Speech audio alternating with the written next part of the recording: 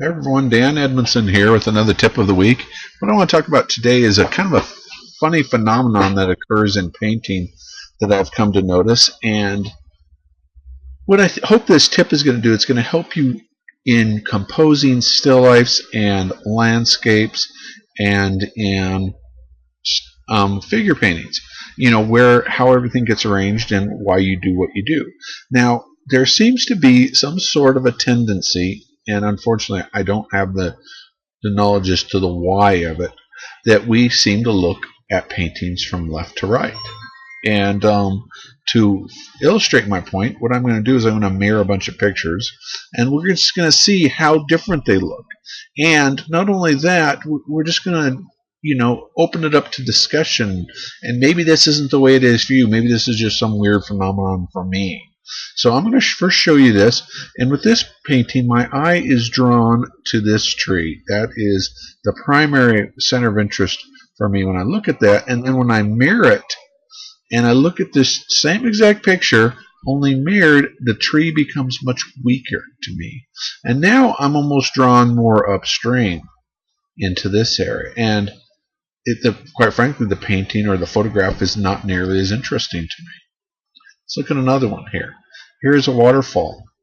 I look at the water coming down, I see that, and I see this kind of knob area here, and that's really where my eye is drawn.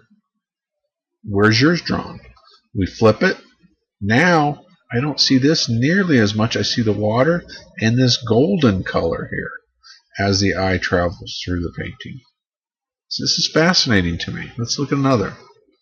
Here's another one. This is from my landscape class, and so is that last one and the first one. This is a real nice picture. It comes in here, and to me the center of interest is this area right here where these guys are really lit up. Now let's see how different it looks when we mirror it. Now again, I have a tendency to want to be drawn upstream. I still see this, and it's still real nice, but this area actually is a lot less compelling than it was before. And I have a tendency to see this tree more, but I still have more of a tendency to want to be dragged upstream. Here's an interesting still life. Here's that. Now let's look at this one.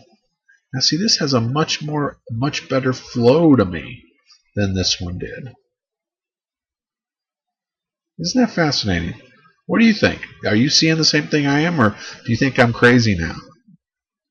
Here's one from my my starter class. Here is one way. Here is another way. It's funny, this gets more attention here to me, right here, but back here, this is what got all the attention. Fascinating. Portraits even have a different look to them, and certainly figures, but if you look at this here, look how the mood seems slightly different on these two pictures. I can't really even explain it. All I know is it looks different.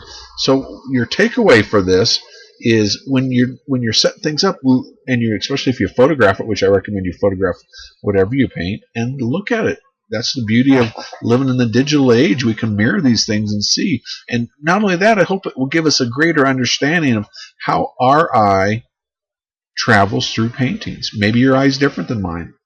Now see, I see this really strongly. But now if I flip it, I still see it, but I'm much more drawn, not more drawn, but I'm drawn to this much more than I was the other painting, the other version. I put this one in because I don't really see too much difference in this one. I mean, I see this rose a lot. My eye travels here. Here I don't see this nearly as much. I'm more in this area. This is nice. I see the flowers, the highlight. Now watch when it changes. I don't see this as much. I see this area more. Here's a nice waterfall. I'm seeing this area as my center of interest. We change it. Now I see this area. I may still eventually get down here, but just different. Nice strong waterfall when I mirror it. Now the waterfall feels cut off a little bit to me over here. So anyway, let me know what you think. And most of these images are from my starter still life or my advanced still life or my landscape class if you're interested.